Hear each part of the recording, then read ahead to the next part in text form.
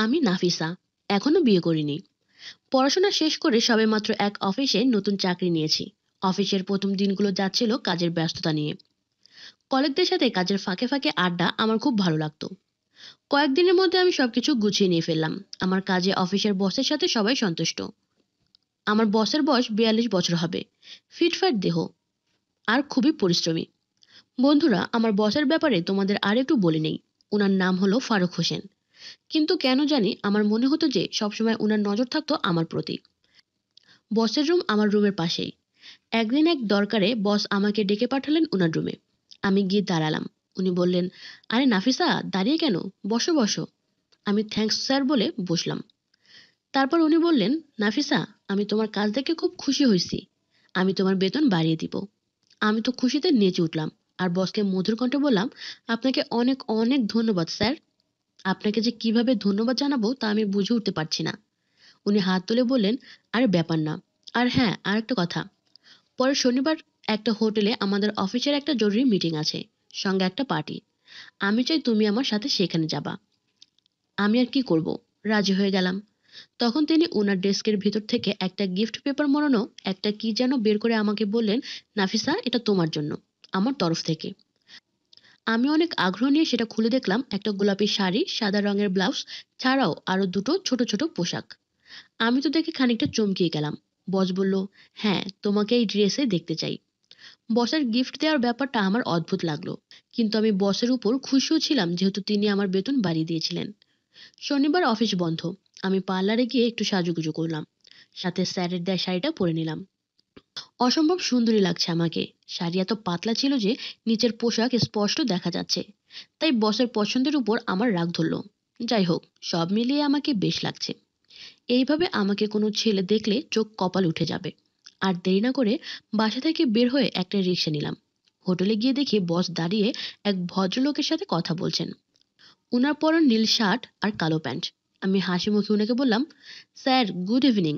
উনি আমাকে দেখে অবাক হয়ে কিছুক্ষণ তাকিয়ে থাকলেন। উনি যে লোকের সাথে কথা বলছিলেন ওই লোকটিকে বললেন, প্লিজ এনজয় দিস পার্টি বলে আমার পাশে এসে বললেন, আহ নাফিসা, তোমাকে তো আজ খুবই সুন্দরী দেখাচ্ছে। আমি মুখ লজ্জায় নামিয়ে নিলাম। উনি আমার দিকে তাকিয়ে বললেন, চলো আমরা একটা রুমে গিয়ে বসি। আমি বললাম, কিন্তু স্যার, মিটিংটা? উনি কেমন জানি হা হা করে হেসে বলল, আরে মিটিং তো হবে। ব্যাপারটা আমার কেমন জানি মনে হলো, কিন্তু স্যারকে বলার সাহস পেলাম না। উনি একটা রুম ভাড়া নিয়ে বললেন, আমার সাথে আসো নাফিসা। আমি আর বসকে কি বলবো, ওনার সাথে সাথে এগিয়ে চললাম। রুমটা পুরোটাই এসি নিয়ন্ত্রিত। রুমে ঢুকতেই একটা এলসিডি টিভি, তার দু সাইডে দুটো সোফা, কোনোতে একটা সাদা রঙের চাদর পাতা বিছানা। আমি সোফায় গিয়ে বসলাম। উনি আমার হাতে টিভির রিমোটটা ধরিয়ে দিয়ে বলেন, তুমি টিভি দেখো, আমি এখনই আসছি। আমার কেমন যেন ভয় ভয় করছিল। উনি বাইরে চলে গেলেন। আমি টিভি চালালাম। আমি খানিক টিভি দেখে রুমটা একটু ঘুরে দেখতে লাগলাম। বিছানার পাশে দুটো ছোট বেড লাইট খুব সুন্দর আলো দিচ্ছিল।